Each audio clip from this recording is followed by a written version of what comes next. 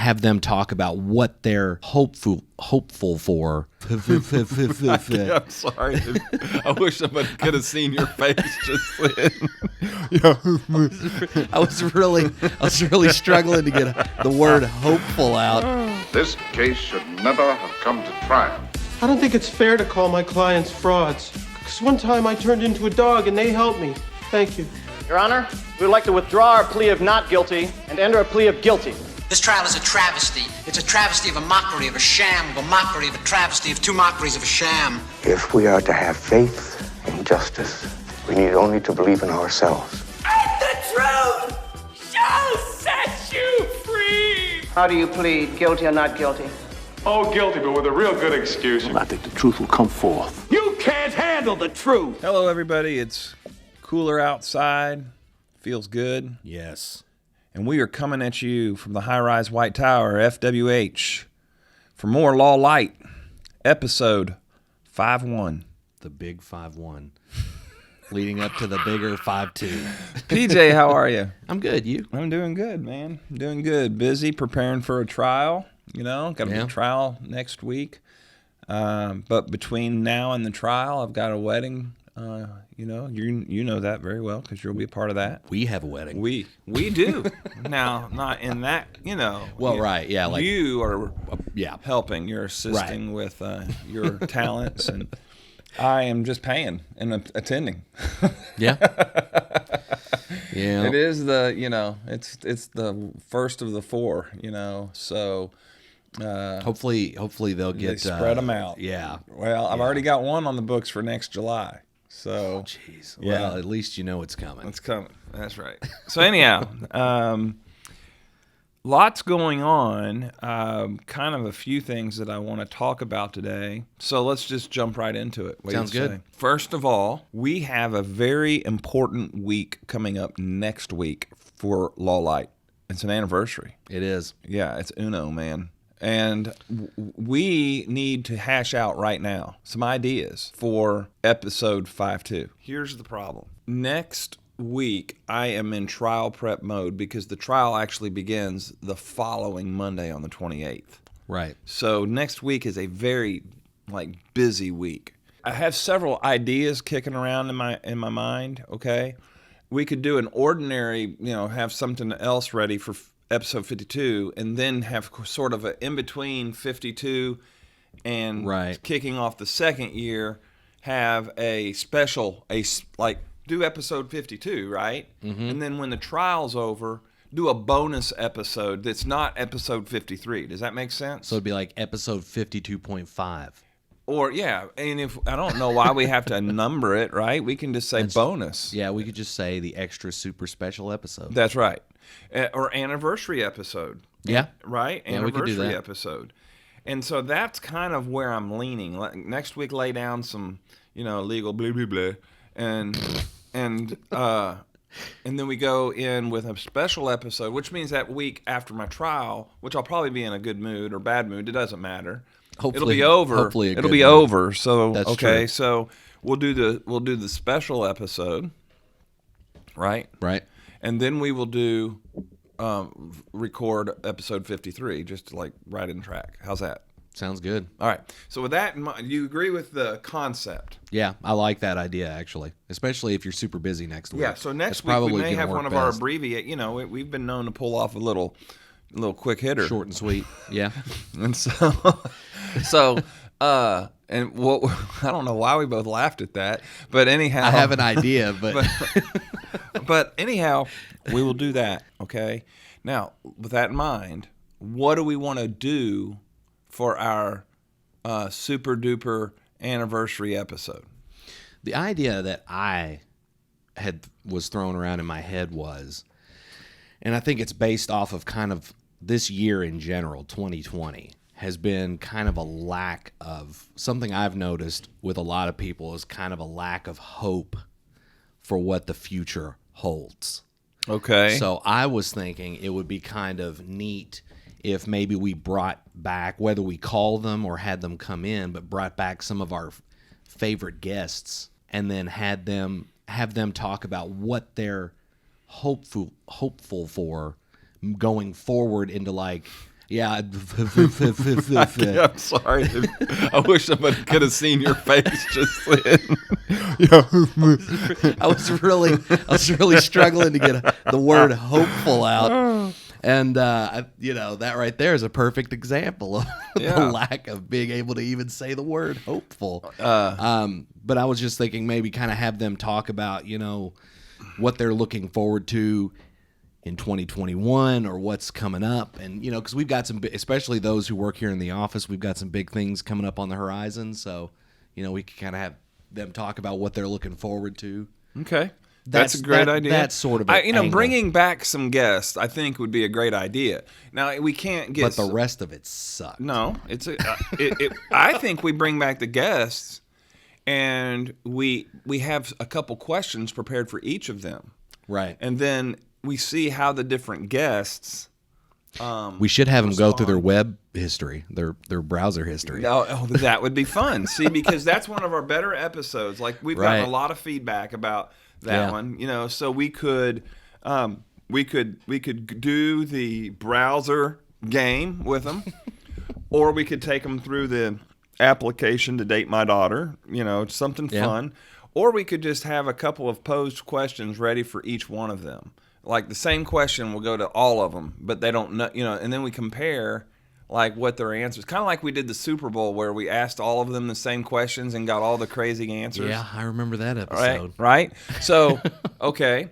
Now, here's the only downfall. I mean, obviously, our big guests like Benjamin, and then we can't get all those guys back. Yeah, a couple of them might be a little difficult. But we could, as far as staff, right? And then we had Lane Seisky. We had my stepson. We could probably get him on the phone. Yeah. We've had Katrina. We've had Missy. So there's some people that aren't here, and depending on when we do it, I probably wouldn't be able to get Missy back. Because just her work schedule, I can't bother her when she's in the middle of COVID things. Yeah, that's true. If she has a swab up somebody's nose, she's probably not going to answer the phone. Yeah. You're right.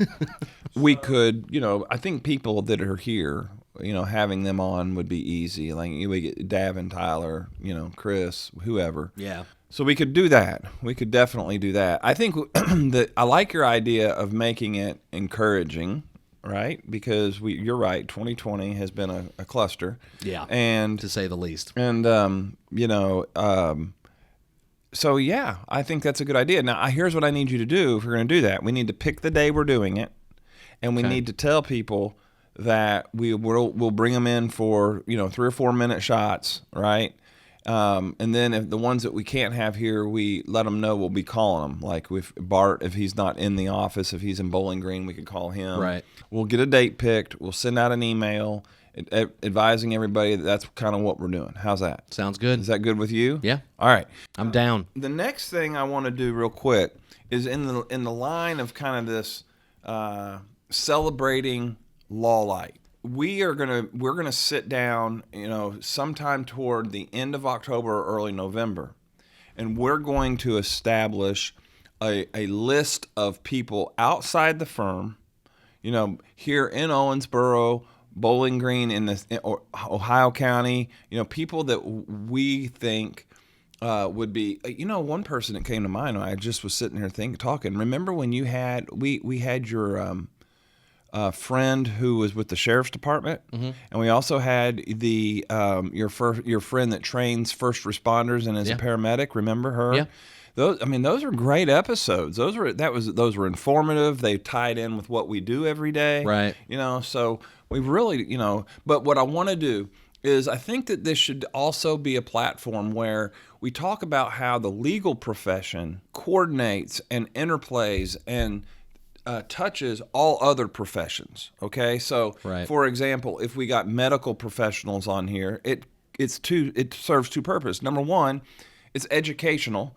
2, it shows where law and medicine combine. We can talk about that. Right. And it also allows that person to get their name out for, I'm very good friends, for example, here's a free plug, with Randy Sidehamel. Randy is a PA, and he is the owner of Springs Urgent Care. I'm very good friends with John McNulty. John McNulty is a business owner for Gateway Urgent Care. Okay. All right. So now, if we brought both of those guys on here at different times, not at the same time, they may get, I don't like your place. I don't like your place. But who cares? But we brought them on here, allowed them to talk about the day in, day out of running an urgent care, right? Right. And kind of the medical legal issues around that. And then that also gives them an opportunity to be doing some marketing. Okay. Yep. So in that vein. Well, the other great thing is that with the setup we have, if it seems like it's too difficult to bring someone in, we could technically go to them because we could set this up anywhere. Okay, so there's another idea for 2021. I like that idea. I was a guest on Jordan Rose, his podcast that he does every week from Dee's Diner. Dee's Diner, yeah. Right? Down by the, isn't that down like That's toward your neighborhood? Yeah, it's like 3 blocks away. Right. And we, so that's a great idea. We can go remote with the show some in 2021, right? We could do a travel A series. travel series. Right. Now that does take time and planning. True. But those are, okay, so that's a good idea. So we have taking it on the road, right? We have done some from like where I've been out and called in. We did one, I think that was our last one. I was on the road. Yeah, you were on And your then way I to did- Bowling Green. And I did one in Florida. in Florida, yeah. Right, where I called in. And then you and I did a couple where you were at your house and I was at my house. Yeah, at the Remember? beginning of the beginning shutdowns. of COVID, right. Yeah. What other people, like I was thinking, because one big part of our law firm that we rarely talk about is our co-relationship or business relationship with Foreman Watson Land Title. Okay. Yeah. And we do a lot of their legal work. Okay. And they do a lot of the they do the closings and the title and title insurance for people that are financing homes. Okay, and banks. Right. So there's a couple of ways we can pull that in. Number one is we can talk about how much real estate law our firm really does. Yeah, because I don't think we've really talked about That at all. that. Yeah. And that's a big fact. I mean, we have 2 or 3 attorneys on our letterhead who are doing nothing but everyday real estate work interplayed with land title. Okay, Right. so I think that's big. I think the second thing is that because of that, Jim and Jeff and I have good relationships with a lot of loan mortgage companies, bankers, realtors, and so those people. Let's face it, they like free marketing.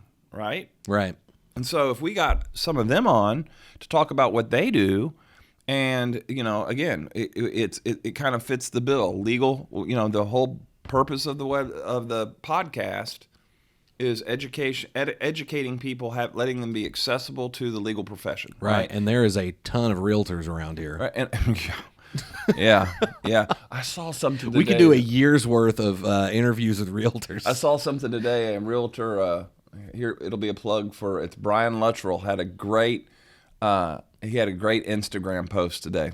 It was kind of like a QA. It said question and it said buyer. Okay, sir, do you have any homes that are available for me in the Davis County market? And then it said answer realtor. Do you remember back in April when you were trying to find toilet paper? And that's a way of a realtor saying, we need more houses listed, okay? Right. There are not enough houses on the market. I was talking to a realtor yesterday that said we're at an all-time low in Davis County. Really? We have currently only 180 homes on the market. And when Holy you think of crap. how many houses there are in Davis County, and there was 100, I think he said 183, that number changes every day. 2 or 3 get listed, 4 or 5 come off the market, 7 get listed, 2 come off the market, those kinds of things. Right. But I thought that was Brian's post was funny. You remember back in April when we were all trying to find toilet paper? Well, buddy, that's what finding a house is like right now. But you're right. Lots of realtors. They're creative. They're out there. They're working hard, and so we get a few realtors on. I thought it would be, here's a part, and I was thinking about this yesterday. I seriously think that we should have a better relationship with car dealerships. And here's why. Let's say somebody's in a wreck and their car is totaled. Now, if they have the resources and if they get the money right, with insurance, the very first thing they're doing is what? Buying a new car. Yeah, going for a new car. But a lot of them, because they were not in the right situation with their car financially, they're not able to do that immediately, right? And so they buy something a lot lower than they're used to driving, or they're borrowing something, or they don't even replace it. They just make do with the one family car instead of the second. I mean, we see this all the time. But when they get their settlement, the very first thing they do is go buy a car, right? Right. And so why not bring those people on and talk about how they deal with insurance companies? We always talk about how we deal with insurance companies. What do car dealerships who do car repairs and vehicle repairs and all the, and how do they see people, wouldn't it be good to get that perspective? Yeah. I think that's a really good idea. So, and then what are we doing there? We're creating a situation where those people can come in here and they can market, but they can also educate. Well, plus it opens it up to where we're able to direct our clients, ones that are in the need of a vehicle. Right. Hey, I know Joe Schmo over at such and such lot because he took time, came in here, talked to us, educated us, and I like the guy, or I like the girl. You need She's a vehicle, great they're the sales right lady, person to talk to. Whoever. That's right. That's right. As we're brainstorming, any that come to mind for you, anything at all? Well, I think the one that you had just talked about kind of ties into the idea that I had a while back that we had talked about doing that very thing, which is, kind of looking at different local businesses and things, and bringing them in and have them talk, and just kind of see what they have going on and maybe, get their perspective on the legal side of things. And at the same time, for us, that kind of helps get the word out about the podcast, because they could, they're going to share us on their social media and things of that nature. And that's just one more way of kind of getting our name out there. Yeah. And getting their name out there. So we have insurance agents. Yeah. What about that?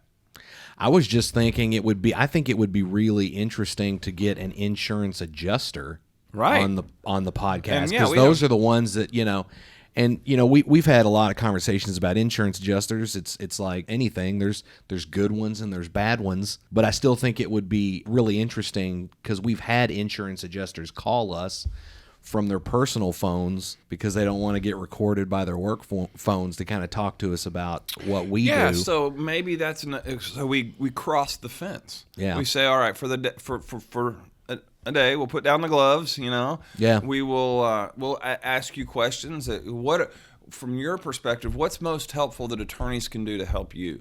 That type of thing. Right. What is the most frustrating things that attorneys do? And allow them to talk about the relationship that we have as attorneys, always asking adjusters for money and adjusters always asking attorneys for information, right? Right. I mean, isn't that it? Yeah. And then a lack of trust between the two. Like, I don't trust. You're trying to do something here. You're trying to protect somebody else's money, and it doesn't make sense. You're not doing a thorough investigation and all that kind of thing. Instead of kind of having the adversary, let's just talk. Let's figure it out. Yeah. That's a great idea. I also think it would be interesting to ask them maybe a couple more even hard-hitting questions, like when you got into the field of insurance adjusting, what were you surprised at most about the field, or what was something you didn't realize was going to be something that you have to deal with all the time, or what frustrates you most about just in general being an insurance adjuster, having to deal with the company you work for. And of course, they don't have to. Well, a question I would like to ask some of the ones here locally is, what do you think about our videos? Is there anything we're not putting in those videos that could help you? Or are you even paying attention to those videos? What are we missing? Where are we missing the boat? Okay, is it too much of just hearing from our client? We need to hear from other witnesses. Would you like us to get affidavits from doctors or something like that to put into them? Whatever. Just listen to what they have to say. Davin and I did a video last night with a client, and I'm going to tell you what, it was one of the more compelling ones that I've done in a while. And throughout their testimony, and they had someone with them that we also interviewed, and throughout theirs, they kept mentioning several of the same people I just kept thinking, like, we need to get those people in here and sit them down and talk to them. Okay. Well, did you and Davin talk about that? We did not. Okay. Well, then. Well, and the only concern, and I was going to talk to him about it today. It's just we went kind of late last night, so thinking like that in general is a great idea. Who else could they hear from that can help the case? Right. You know. So insurance adjusters, insurance agents, because agents can talk to us a lot about educating the public on coverage issues. Right. You know, and we've talked about that, but wouldn't that be a great perspective? And let's face it, insurance agents are in a competitive market. I think the coverage idea is a great one. And here's the thing: is that people think that I'm going to give advice that one size fits all with insurance. You know, get more of this, get more of this, get more of this. That's not always true. Like, for example, my daughter who's getting ready to get married, all right, the assets that she needs to protect are not that great right now. Right. She and her husband are starting to accumulate, and so as they do, they need to probably insure at higher rates, you know, at higher numbers, more coverage. Yeah. But it's not one size fits all, you know. Somebody that has, you know, your common bank accounts, checking accounts, maybe some minor investments, you know, and then retirement and things like that, they're insurable coverage. The amount of their coverage doesn't have to be the same as somebody that's you know, in the professional world that's making a lot higher income, that's got a lot more to lose. Right. You know, then they need to insure more. So there's a lot of factors that go into it. And of course, my perspective as an attorney is you better have the coverage because I'm coming after it. You know. Right. But it'd be interesting to hear the agent see how they look at that. You know. Yeah. So we've talked about medical professionals, business owners in the medical, you know, we've talked about car sales, we've talked about realtors, the real estate market, we've talked about insurance agents, insurance adjusters. I mean, and so I think we already have year 2. Right. Now we're up to 2021. So I think we have a great game plan. What we will do is we will actually identify the people. We'll sit down for a couple hours, identify the people. We'll actually make the phone calls while we're sitting there and get them lined up and say, here's your date, here's your time, okay? And we'll like pick Thursdays, you know, hopefully, so that gives you time to edit and get it out Friday, you know. And so how's that sound? Looking Sounds ahead. good to me. All right. So here's what we've accomplished today. This is called the productive episode. All right. That's what you're going to go on there and say, Travis and PJ finally do something productive. It only took them 51 episodes. We're going to have a bonus episode that is not going to be episode 52. It's going to be the 1-year anniversary one. And you'll send an email out telling everybody, here's when we're going to do it. We may pull you in for a minute or two. It won't be a big, long thing. So be prepared on this date, you know, and I'm thinking that we would do that next Thursday. Okay. Well, no, not next Thursday.